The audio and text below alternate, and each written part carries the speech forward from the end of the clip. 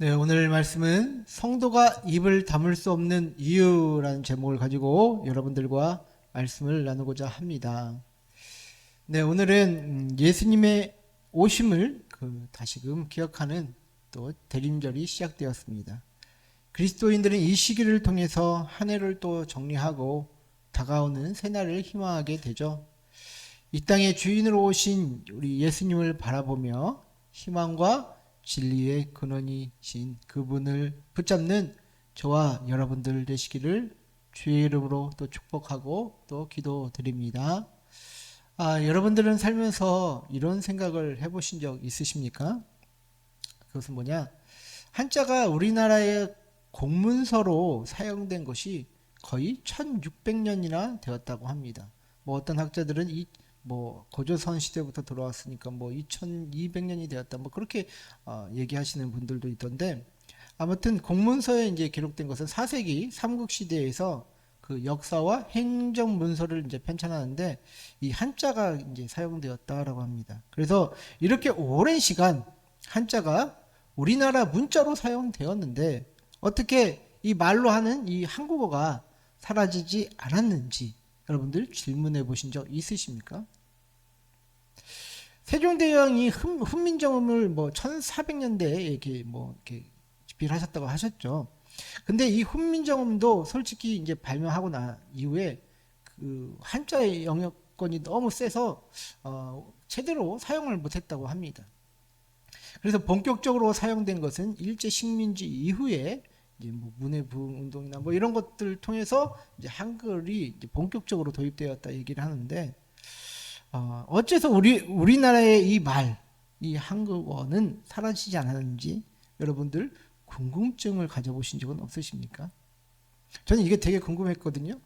근데 옛날에 이제 궁금했었는데 이제 그냥 슬쩍 넘어갔는데 또 책을 보면서 이제 깨닫게 된 것이, 결국에는 한국어는 지속적으로 사용하는 말이었기 때문에 사라지지 않았다라는 것입니다.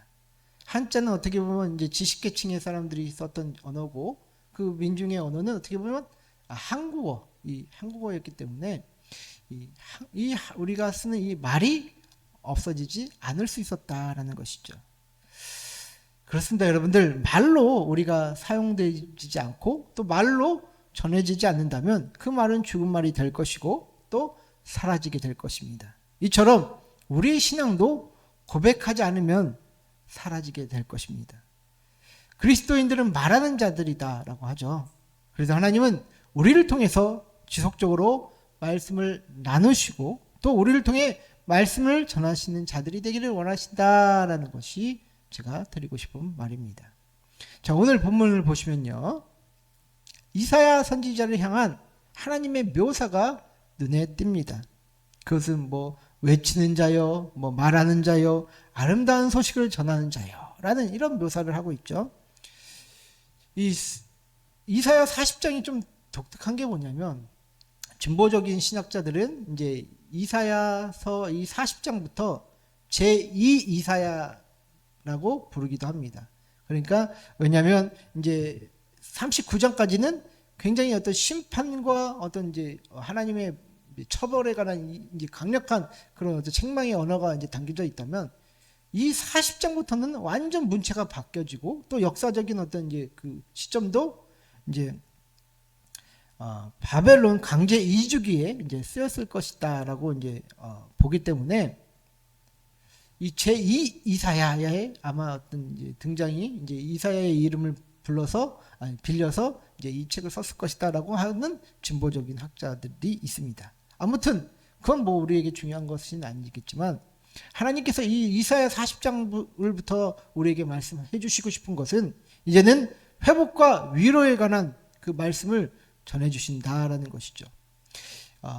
이들의 어떤 이제 시대적 배경을 따라 우리가 본다면 이스라엘 백성들의 어떤 이 향한 그 위로의 말씀은 어떻게 보면 이스라엘이 굉장히 이제 절망적인 상황에 있을 때 어떻게 보면 주시는 그 위로기 때문에 굉장히 의미가 있다라는 것입니다. 오늘 40장 1절 말씀을 다시 보시면요, 너희의 하나님이 이르시되 너희는 위로하라, 내 백성을 위로하라라고 말하고 있습니다. 자, 이 부분을 보면 지금 위로하라라는 단어가 지금 2번이나 반복되죠. 여러분, 성경은 반복되는 단어는 굉장히 중요한 단어다라는 것을 여러분들은 이미 다 아실 것입니다. 그래서 히브리어 단어는 나하무라는 단어를 사용했는데요. 또 히브리어 동사는 또 이제 동사의 형태에 따라 이게 어떤 의미를 가졌는지 또 달라집니다. 여기서 위로하는 동사는 강조형 동사인 PL형을 썼습니다. PL형. 그래서 그냥 가서 위로하라 이런 뜻을 가졌을 때 우리는 뭐 가서 그냥 등을 토닥여주고 뭐 말 들어주고 뭐 이런 정도로만 생각하는지만, 이게 PL형으로 썼을 때 그 하나님의 어떤 간절한 마음이 담겨 있다라는 것이죠. 제발 어떻게 보면 그들의 슬픔을 닦아주어라 라고 하실 정도로 하나님께서 지금 이 위로하라 얘기를 하시면서 굉장히 강력하게 또 처절한 심정으로 그들을 위로하라라는 그런 뜻을 이 말 속에 담고 있다라는 것입니다. 그래서 이어서 2절 말씀을 연속해서 보시면, 너희는 예루살렘의 마음에 닿도록 말하며 그것에게 외치라. 그 노역의 때가 끝났고 그 죄악이 사함을 받았느니라. 그의 모든 죄로 말미암아 여호와의 손에서 벌을 배나 받았느니라 할지니라 하시니라. 자, 여러분, 이스라엘이 지금 위로받아야 할 이유는 하나님이 이스라엘의 모든 빛을 청산하였기 때문입니다. 자, 이스라엘은 70년이라는 그 세월 동안 바벨론 포로로서 고된 어떤 이제 심판을 받았고, 어떻게 보면 실질적인 어떤 2배의 심판을 받았다라는 이 말이 아니라 이제는 의미적으로 충분한 심판을 받았다. 그래서 그 빚을 내가 다 해결하겠다라고 지금 얘기하시고 있는 것입니다. 그러하니 이 시대에 하나님께서 이미 다 해결하셨고 그 빚을 청산하셨는데, 이 어떤 심판과 어떤 이 죄의 빚을 해결해야겠다는 이 어떤 이스라엘 백성들의 그 고난이 여러분들 그려지십니까? 그리고 그때에, 이 위로의 때에 죽상을 하고 좌계감에 빠지면서 그렇게 이스라엘 백성들이 살며 또 원망하고 또 분노하며 하나님을 미워하는 그런 삶이 여러분들 이스라엘 백성들에게 있어서 중요한 것이다 라고 생각하십니까? 필요한 것이다 라고 생각하십니까? 근데 이스라엘 상황은요, 어떻게 보면 굉장히 힘든 상황이었거든요. 그들이 처한 상황은 절망적인 상황이었습니다. 어떻게 보면 그들이 가졌던 그 가치관, 종교관, 이것들이 다 깨진 상태라서 어쩌면 정신적인 부심점도 잃어버린 시대가 그 시대였을 수도 있다라는 것이죠.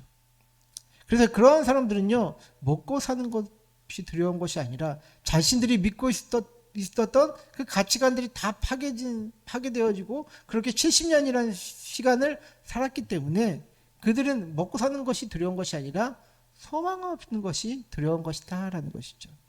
그렇게 하나님은 이들의 상황을 너무나도 잘 이해하셨기 때문에 이들이 다시 살아나고 또 회복하기를 바라시며 선지자들을 통해 제발 그들을 좀 위로해 보아라.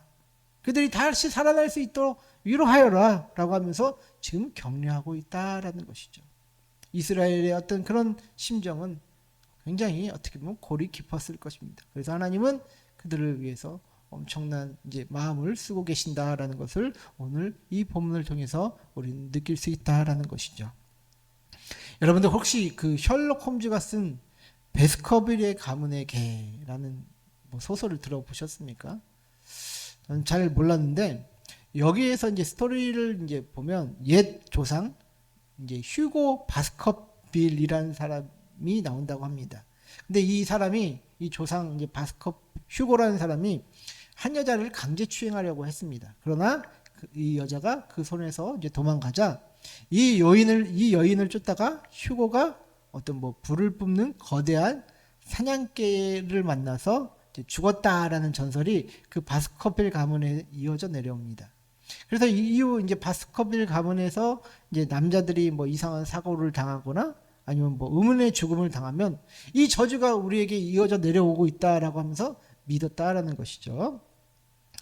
근데 이제 어느 날 그 전설을 믿고 있던 그 집안의 바스커빌이라는 사람이 이제 황무지에서 시체로 발견됩니다. 얼굴은 아주 공포스러운 얼굴로 이렇게 죽은 상태였고 그 주위에는 거대한 어떤 사냥개의 발자국이 찍혀 있었다라고 합니다. 그래서 그 사람의 사인은 이제 갑작스러운 심장마비였다라고 하는데요. 그래서 이 이야기의 결말은 결국 이제 바스커빌 가문의 재산을 노린 그 이웃의 어떤 이제 이웃이 진짜 배우였다라는 것을 이제 이렇게 이야기하는 추리 소설이었다라고 하는데, 자, 이 소설에서 처음 나왔던 이 어떤 모티브가 사람이 극심한 어떤 두려움에 빠지면 이제 심리적인 스트레스 때문에 이제 죽음에 이른다라는 것은 어떻게 보면 처음에는 굉장히 논쟁거리였다라고 합니다. 지금이야 뭐 사람이 뭐 두렵고 놀랍고 그러면 뭐 심장마비로 뭐 죽을 수도 있다라고 우리는 모두 인식하잖아요. 근데 그때 당시에는 그게 아니었다라는 것이죠. 그래서 이후에 나는 죽는다라고 이게 강하게 믿으면 실제로 죽음에 이를 수 있다라는 것이 확인되었고, 베스커빌 효과라는 심리학적인 용어가 자 여기서 생겼다라고 이야기를 해요. 그러니까 극심한 공포로 인하여 이제 자기 암시를 하는 사람들 있잖아요. 나는 안 돼. 나는 빨리 죽을 거야. 뭐 우리도 유전병인데 나도 빨리 죽는 게 아닐까? 이런 어떤 심리를 갖고 있는 사람들, 자기 암시를 하는 사람들을 이렇게 동일하게 이제 죽을 수도 있다라는 것이 이제 뭐 베스커빌 효과다라는 어떤 심리학적인 용어다라는 것이에요. 그래서 그 로큰롤의 황제 여러분들 엘비스 프레슬리 아시죠? 그 사람도 어머니가 42살에 돌아가셨대요. 그래서 프레슬리는 그 어머니가 젊은 나이에 돌아가신 것을 항상 마음에 담아두었고, 나도 일찍 죽을 거야 라면서 끊임없이 자기 암시에 의해서 이제 어떤 이제 두려움에 사로잡혀서 살았다고 합니다. 그래서 결과적으로 그 엘비스 프레슬리도 몇 살에 죽었다? 42살에 심장 발작으로 갑작스럽게 세상을 떠났다라고 이렇게 이야기합니다. 여러분, 이처럼 어떤 공포와 또 두려움에 의한 자기 암시는요, 인간을 굉장히 무기력한 존재로 만든다라는 것이죠. 그런데 여러분, 하나님의 말씀은 목적부터 다릅니다. 하나님의 모든 말씀은요, 결국 소망으로 이어진다라는 것이죠. 상황이 비참해도 하나님은 소망을 우리에게 주십니다. 또 우리를 또 때로는 무섭게 책망하고 심판도 하시지만 다시 살아날 수 있는 그런 어떤 소망을 주시지 않습니까? 그래서 우리가 하나님의 말씀을 받아들일 때에 어떤 뭐 자기 파괴적인 회개, 어떤 뭐 아니면 강박적인 뭐 어떤 이제 암시 또 적용 등은 하나님이 말씀하신 바가 아니다라는 것이죠. 하나님은 죽이기도 하시고 살리기도 하시는 분이십니다. 또 심판도 하시고 축복도 하시는 분이십니다. 근데 그 모든 목적은 인간에게 생명을 주시기 위한 목적이다라는 것이죠. 우리가 공포에 떨고 우리를 망하게 하고 우리를 저주 가운데 살게 만드시는 그분이 아니시다라는 것이죠. 그런 하나님이 이제 우리에게 말씀하십니다. 내 노역의 때가 끝났고 그 죄악이 사함을 받았다라고 말입니다. 이제 우리가 하나님의 손을 향해 손을 펼 수 있는 이유는 이것입니다. 하나님이 우리를 위로하기 원하신다라는 것이죠. 우리에게 다시 회복을 주시기 원하신다라는 그 마음이 있기 때문에 우리의 어떤 잘남과 이것이 아니라 하나님의 어떤 전적인 은혜 가운데 우리가 하나님께 손을 펼 수 있다라는 것이죠. 오늘 본문 말씀 3절과 4절을 한번 다시 보겠습니다. 외치는 자의 소리여 이르되 너희는 광야에서 여호와의 길을 예배하라. 사막에서 우리 하나님의 대로를 평탄하게 하라. 골짜기마다 도두어지며 산마다 언덕마다 낮아지며 고르지 아니한 곳이 평탄하게 되며 험한 곳이 평지가 될 것이요. 자, 여러분들 이 말씀 혹시 신약 성경 어디에서 좀 본 것 같지 않습니까? 어디서 봤을까요? 네, 세례요한 얘기가 맞습니다. 자, 누가복음 3장에 보면 누가는 요한의 사역을 이 이사야의 이 말씀을 가지고 와서 이제 풀이해 주죠.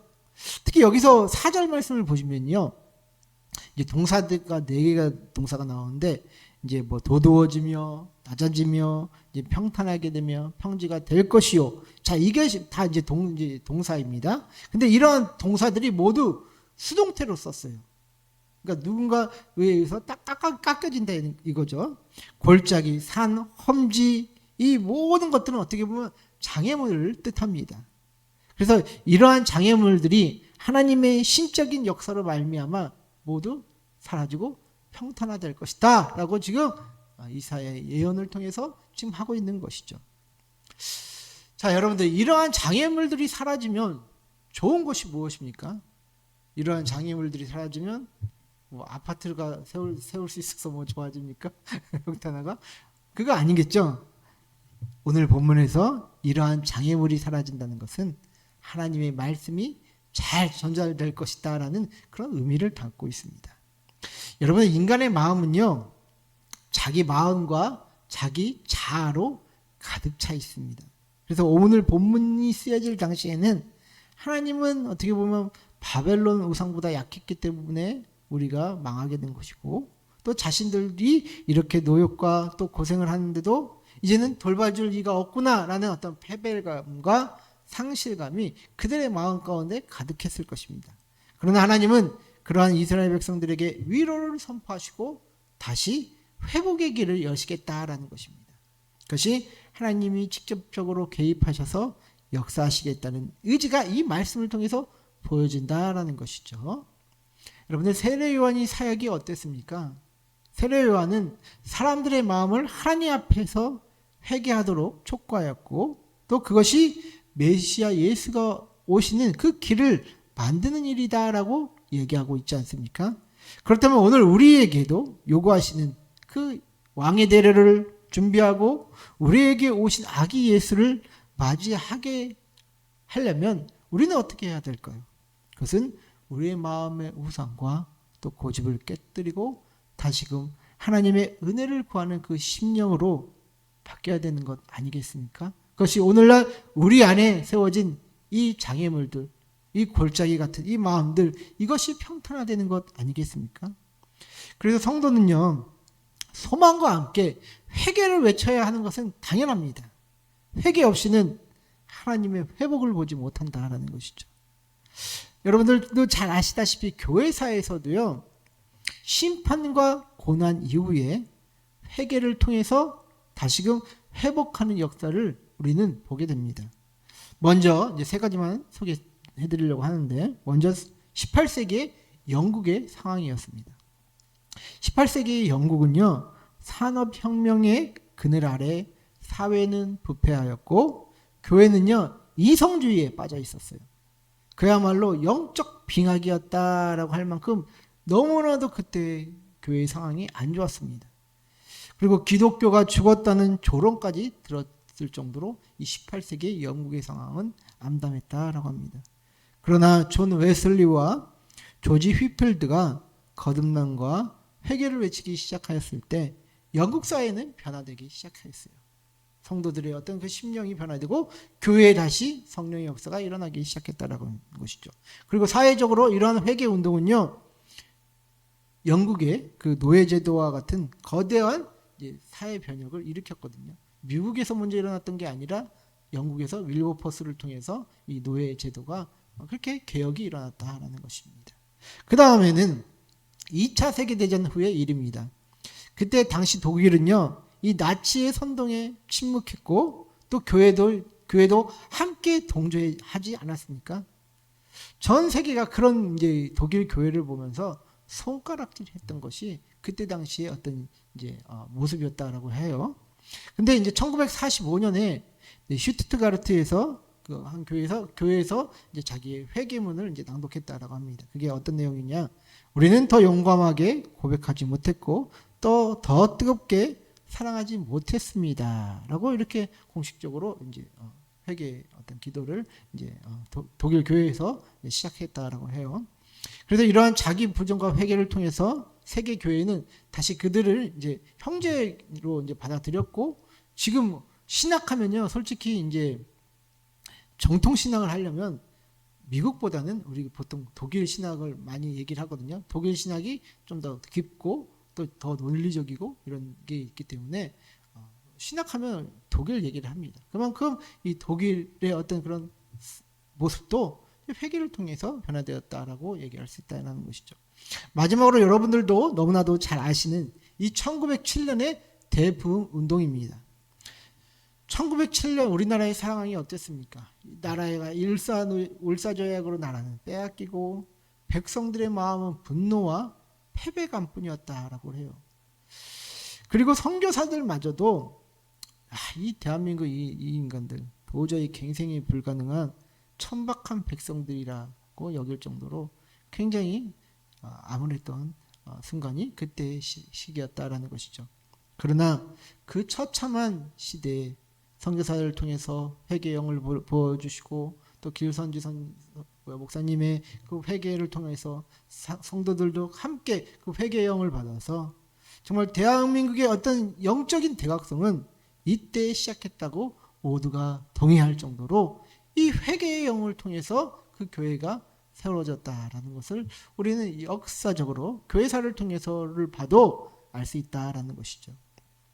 그래서 여러분, 하나님이 여러분들에게 말씀하실 때 머뭇거리지 마십시오. 회개하라 할 때 회개하시고, 또 죄와 피 흘리기까지 싸워라 라고 하실 때 싸우면 됩니다. 그것이 하나님께서 우리를 회복하시는 과정이기 때문에 이 장애물과 이런 높은 산들, 이런 골짜기들이 메워지는 게 어떻게 보면 개인적으로는 고생스럽고 힘들 수 있으나 그 과정을 우리는 거쳐야 된다라는 것이죠. 여러분들 오늘 말씀 40장 6절부터 8절 말씀 우리 한번 같이 읽어볼까요? 시작. 마르는 자의 소리여 이르되 외치라 대답하되 내가 무엇이라 외치리까 하니 이르되 모든 육체는 풀이요 그의 모든 아름다움 들의 꽃과 같으니 풀은 마르고 꽃이 시들면 여호와의 기운이 그 위에 불미라. 이 백성은 실로 풀이로다. 풀은 마르고 꽃은 시다. 우리 하나님의 말씀은 영원히 서리라 하라. 아멘. 자, 여기 보면 이사야가 얘기를 하죠. 지금 하나님, 제가 대체 이들에게 뭐라고 외칩니까? 라고 지금 반문하고 있습니다. 다 실패와 낙심 때문에 죽어가는 이 백성들에게 내가 뭐라고 한들 그들이 살아날 수 있겠습니까? 하는 그런 어떤 이사야의 어떤 개인적인 마음이 저는 이 말씀을 통해서 보여지더라고요. 그때 하나님은 이스라엘에게 이렇게 말합니다. 모든 육체는 무엇이다? 풀이다 라고 말합니다. 이 백성은 풀과 같은 존재다 라고 말합니다. 저와 여러분들은 어떻게 보면 풀과 같은 존재입니다. 이것은 굉장히 상징적인 의미가 있죠. 풀은 인간의 유한성과 영역성을 상징합니다. 특히 이 중동의 풀은요, 비가 내려서 풀이 이제 잠깐 자라도 건조한 열풍으로 인해 금방 변하며 이제 색깔이 변하고 이렇게 금방 말라버린다라고 합니다. 근데 여러분들 풀의 또 신비한 점이 뭔지 아세요? 생명력 아니겠습니까? 아무리 이렇게 제초 작업을 해도 또 자라고 미치겠습니다. 저도 이제 지금 우리 어머님, 장모님 지금 제초 작업하는데 힘들어요. 근데 알고 보니까 나무와 같은 이런 그런 식물들은 생장점이 이렇게 뭐 줄기나 뭐 이런데 높은 데 있다면 이 풀은요 생장점이 뿌리 쪽에 있다라고 합니다. 그래서 여기를 아무리 쳐내도 이제 조건만 맞으면 다시 일어난다라는 것이죠. 그래서 겨울철에 풀이 분명히 죽어 있었는데 봄이 되고 여름이 돼서 다시 살아나는 이유는 그 생장점이 뿌리에 있기 때문에 다시 자라날 수 있다라는 것입니다. 그래서 여러분들 우리가 이러한 비유를 우리 인생에 적용해서 저는 가져와 봅니다. 우리가 누리는 이 젊음 되면 금방 지나가지 않습니까? 우리가 누리는 체력도 금방 떨어집니다. 우리가 누리는 체력 잘못하면 한순간에 다 날릴 수 있는 게 이 돈 아닙니까? 그리고 우리가 누리는 권력 이것도 한순간에 뒤집어져서 궁전에 살던 자가 감옥에도 가고 합니다. 이러한 것들이 우리 인생의 유한함을 보여주고 우리가 풀과 같은 인생이다라는 것을 보여주는데도 불구하고 우리들은 이러한 것에만 집중을 한다는 것이죠. 특히 요즘 사람들 한일 간당간당 한다고 지금 다들 막 두려워하더라고요. 원화 종이 쪼가리 돼가는 거 아니냐 하면서 다들 두려워요. 그러나 여러분 어떡합니까? 이 땅이 그렇게 흘러가는 걸 우리가 어떡합니까? 우리는 하나님을 붙잡아야 한다는 것이죠. 정치는 종교화돼서 사람들 분별 안 하고 그냥 자기 좋아하는 정당과 사람 뽑아갑니다. 그리고 교회는 하나님의 말씀과 또 성도의 어떤 영을 생각하지 않고 그냥 자기들 배불리기에만 바쁜 어떻게 보면 기업체 같은 사업체처럼 변한 것도 오래됐습니다. 이러한 실정이니 하나님께서 이 땅을 어떻게 하실까요? 심판과 또 고난의 떡을 먹이시면서 다시금 회개하고 돌아오게끔 만드시지 않겠습니까? 우리는 지금 이 시점에 와 있는 것입니다. 교회와 성도들은 회개해야 합니다. 회개해서 우리의 마음의 대로를 다시금 하나님께서 은혜를 부어주실 그 은혜의 대로로 만들어야 한다는 것이죠. 그래서 저와 여러분들 같은 작은 자들에게 이러한 큰 일을 맡기시는 것입니다. 회개하며 하나님을 만나고 능력을 받아 복음을 전하는 도구가 다시 되기를 준비하라고 말입니다. 제가 이어령 선생의 이제 책을 이제 보면서 이제 그런 생각을 하게 되는데, 그 이어령 선생이 이제 그 글에 자기가 이제 밀란 쿤테라라는 이제 그 소설가가 쓴 소설 중에 한 장면을 이제 생각하면서 이제 적었던 글이 보이더라고요. 그 밀란 쿤테라의 소설에는 이런 내용이 있다고 합니다. 들판을 지나가던 소떼 중에 송아지 한 마리가 소설 속 주인공인 테레사를 이제 길을 가다가 갑자기 멈춰서서 이제 응시하고 있다라고 해요. 테레사는 그 송아지에게 이제 마르게타라고 이름을 지어주고 이제 불렀던 송아지였다라고 합니다.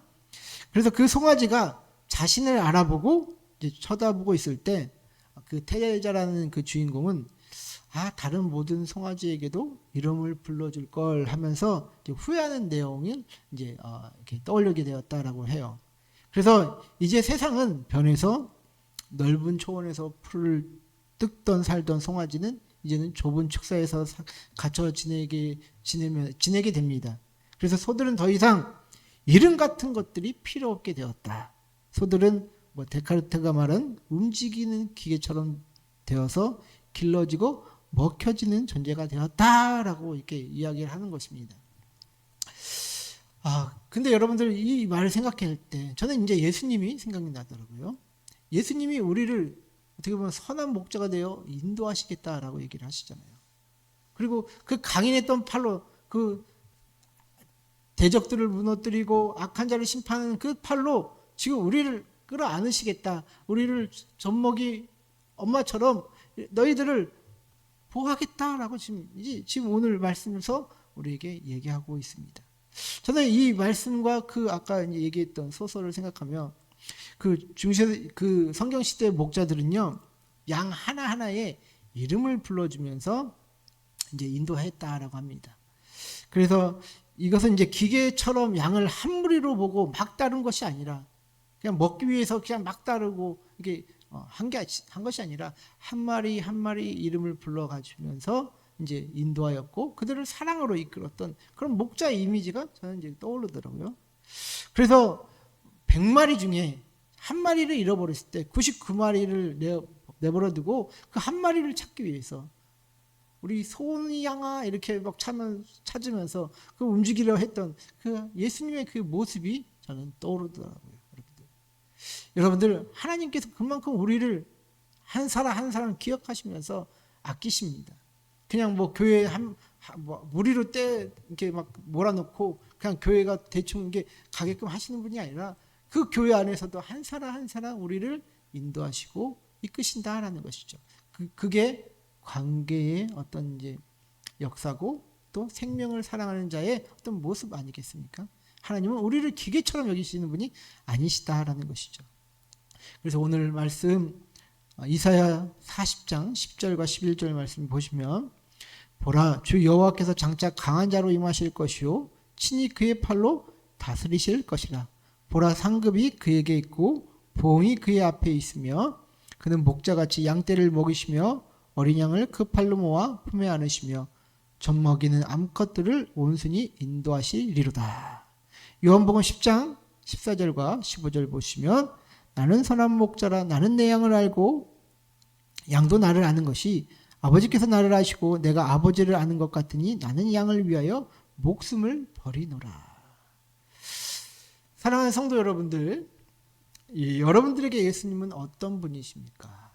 우리가 예수님에 대해서 말하지 않았기에 어떻게 보면 우리가 예수님이 우리 마음속에서 사라지는 시대를 속에서 살고 있습니다.